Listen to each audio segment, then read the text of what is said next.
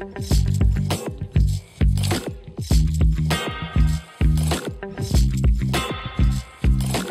ne veux pas ramener ma science, mais ou bien toutes les manières de parler de la science se valent, et ce serait un peu étonnant, ou bien il y a des manières qui valent mieux que d'autres, et alors ce serait utile de se poser des bonnes questions pour faire les bons choix.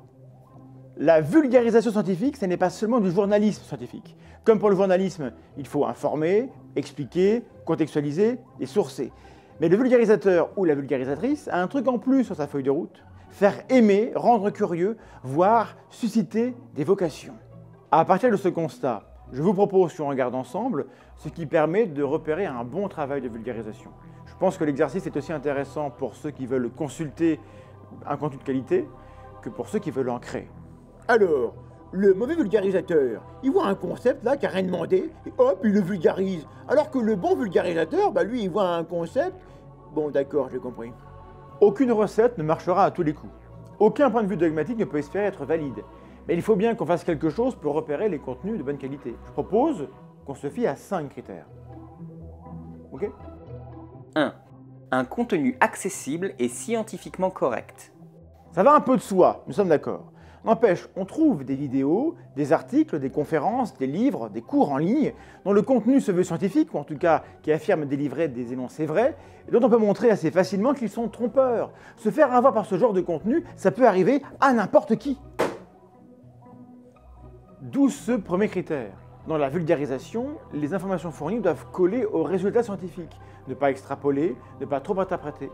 Mais il faut aussi limiter le jargon technique et s'appliquer à être simple et clair. Quand le propos n'est pas clair, il sera mal compris par le lecteur et on n'est même pas sûr que l'auteur lui-même ait tout pigé de ce qu'il raconte. La première qualité du style, c'est la clarté. Victor Hugo.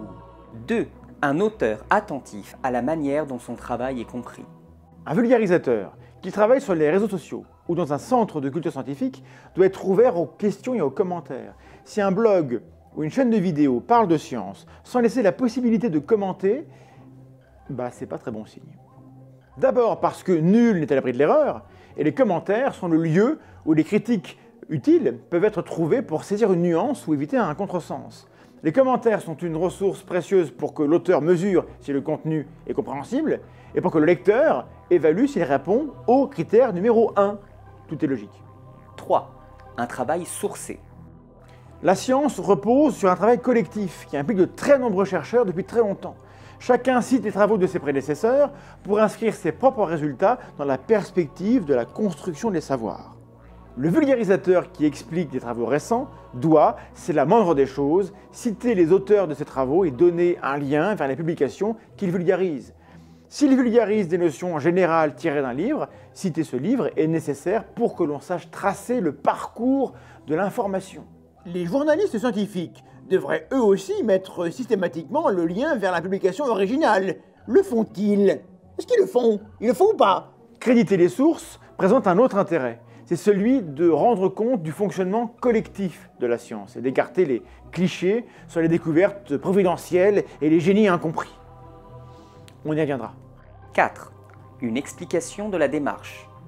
La science, ce n'est pas des mecs qui font exploser des tubes à essai en criant « Eureka » sous un pommier.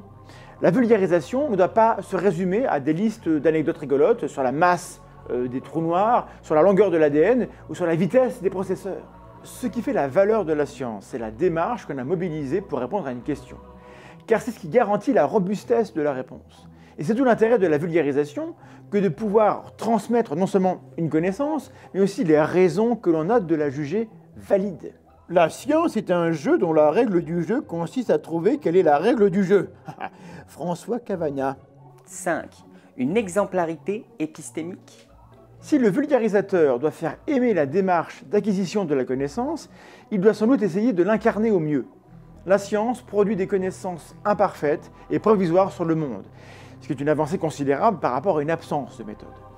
Et ce qui permet cette avancée, c'est l'humilité de la démarche. On sait qu'on se trompe souvent, que les théories sont amenées à être corrigées et remplacées, et qu'on n'accède donc pas à une vérité absolue et définitive. Et si la mission du vulgarisateur était d'aider le public à comprendre ce que l'on sait, supporter l'incertitude et contempler l'étendue de ce que l'on ignore encore. Voilà, Maintenant, vous savez absolument tout sur la vulgarisation scientifique.